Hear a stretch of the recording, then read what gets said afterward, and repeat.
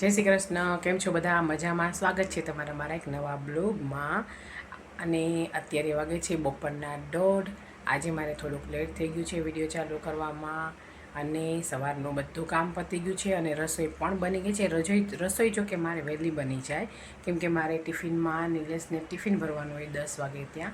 તો રસોઈ બધી બની ગઈ છે અને બસ જો હવે અમે જમવા જ બેસતા હતા. તો જમવામાં આજે મેં બનાવ્યું છે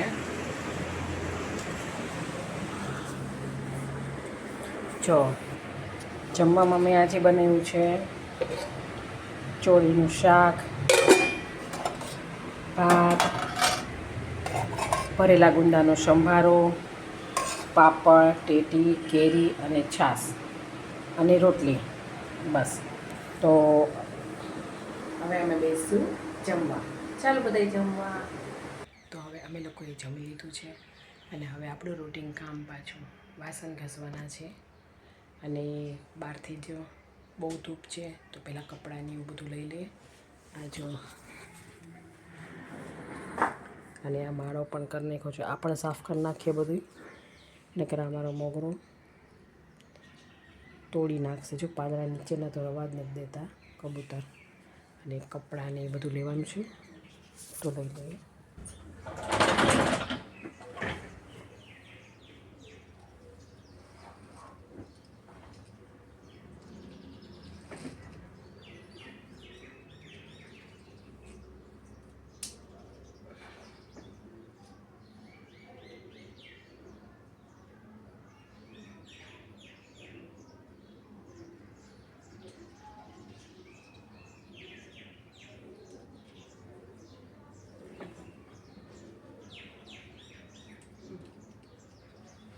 આ જો સાફ કરી નાખ્યું છે આખું.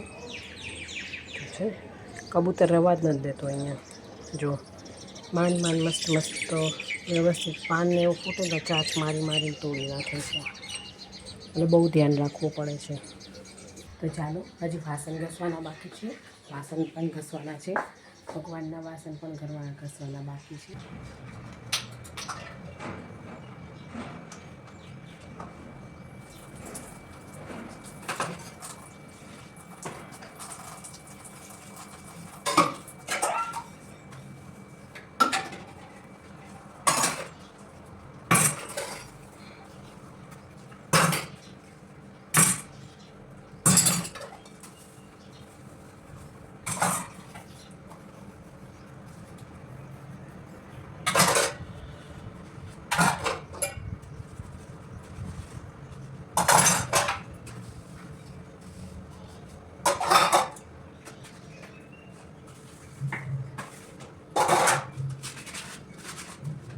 અત્યારે વાગે છે સાંજના 5 અને વાસણને એવું બધું કામ પતાવીને હું થોડીક વાર સૂઈ ગઈ હતી.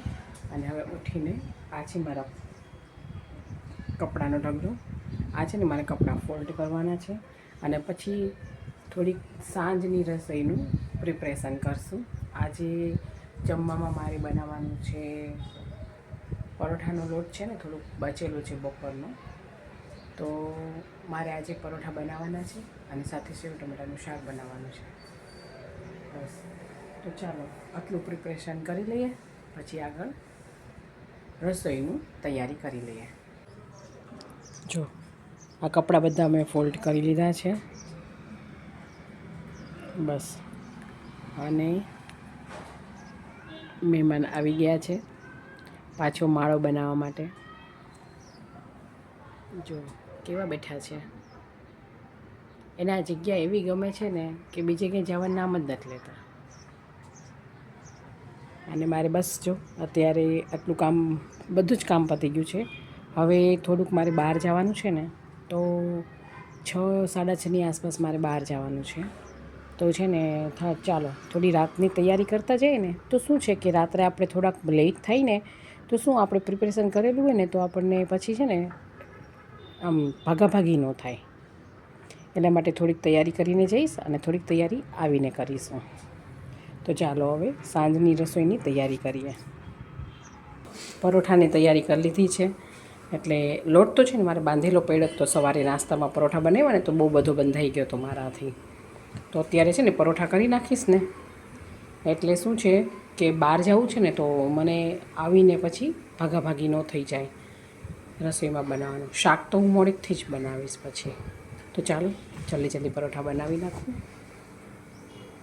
પરોઠા થઈ ગયા છે એટલે રાત્રે શું છે કે વણવાનું કામ ઓછું થોડુંક એમ. અને સેવ ટમેટાનું શાક બનાવવાનું છે તો એ તો હું ઘરે આવીશ ને ત્યારે મોડેકથી બનાવીશ ને તો ગરમ ગરમ પરોઠા સેવ ટમેટાનું શાક, છાશ, પાપડ અને કેરીનો અત્યારે કેરી આવે છે, કાચી કેરી, તો એનો સંભારો સરસ લાગે જમવામાં. ચાલો, તો કેવો લાગ્યો તમને આજનો અમારો બ્લોગ? જો તમને મારો આજનો આ બ્લોગ ગમે તો લાઈક કરજો, શેર કરજો અને સબસ્ક્રાઈબ કરજો. આવજો. જય શ્રી કૃષ્ણ.